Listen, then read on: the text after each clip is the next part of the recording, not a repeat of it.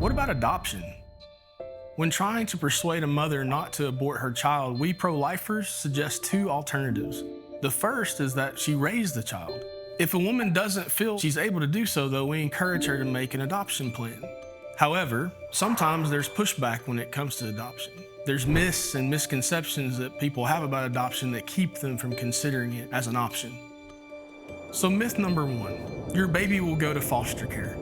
Some people claim that there's not enough people willing to adopt, pointing to the fact that there are hundreds of thousands of children in the American foster care system, but this is just not true.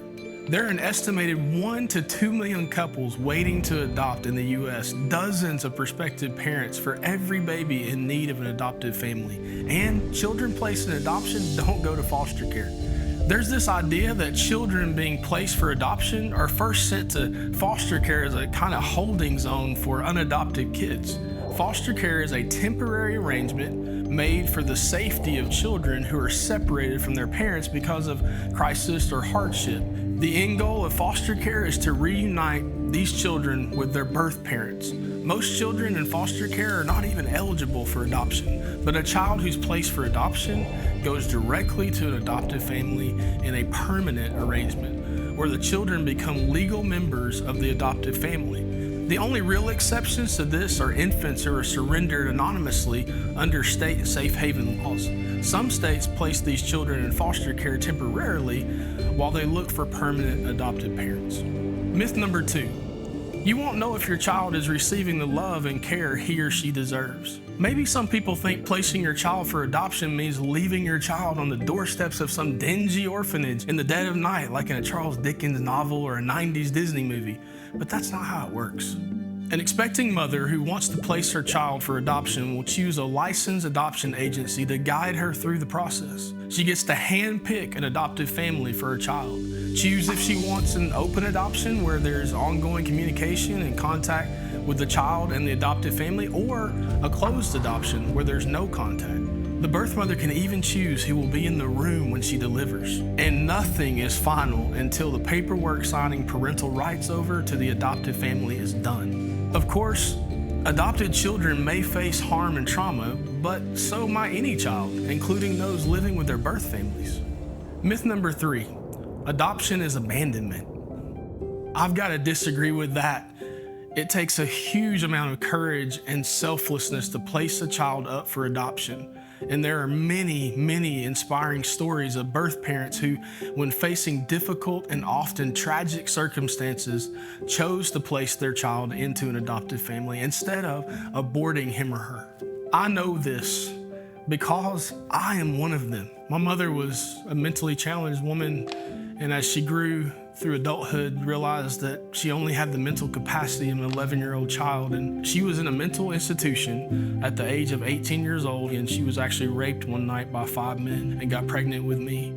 When they found out that she was pregnant, she started to show. They started pressuring her to abort because she had no family, no job, no money, no resources. This 18-year-old woman says, I'm gonna fight for my child. And she literally ran away from this facility, carried me homeless, living in the streets in a cardboard box. And she gave birth to me on March 31st, 1982, in this little town called Whitwell, Tennessee. And it just happened to be where this family, the Hollands, had had a miscarriage of a little boy 2 years prior and were longing for one more baby. And then I show up 7 days later at Human Services, and this family that we're longing for had been praying for years for this baby was placed into their arms. Back in 2019, I'm 27 years old, and I'm standing in this mental facility where I got to meet her.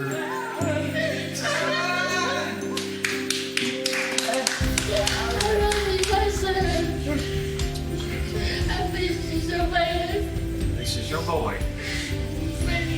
Good boy. He's a good boy. You are his real one. And for lots of women, though, it's not a specific reason that discourages them from adoption, but the feeling that separation from their child will be more painful than abortion. The abortion industry insists that a preborn child is just a clump of cells, and that abortion is healthcare. They use phrases like the pregnancy or products of conception and termination to make abortion sound appealing. But the truth is that abortion is the direct and intentional killing of an innocent child in the womb. In the first trimester chemical abortion, the child is killed by the woman taking a pill that prevents essential nutrients from reaching them, essentially starving him or her to death. In a second trimester abortion, the child is killed by dismembering him or her with a suction device or with a metal clamp. In a third trimester induction abortion, the child is killed by injecting them with poison in their heart or head. None of the challenges associated with adoption can justify this. Killing innocent people is never an ethical way to prevent any of the challenges humanity faces. I know the decision to place your child up for adoption is a painful one, and I know firsthand that being adopted has its challenges. Feeling unwanted, and in my case, being a different color than the rest of my family. But adoption seeks to make the best of a less than desirable circumstance, giving children a safe and loving home, and sometimes even giving the gift of parenthood to those who would otherwise never have it. See, I'm living proof that adoption is a beautiful gift, and I'm so grateful that my mom chose life for me.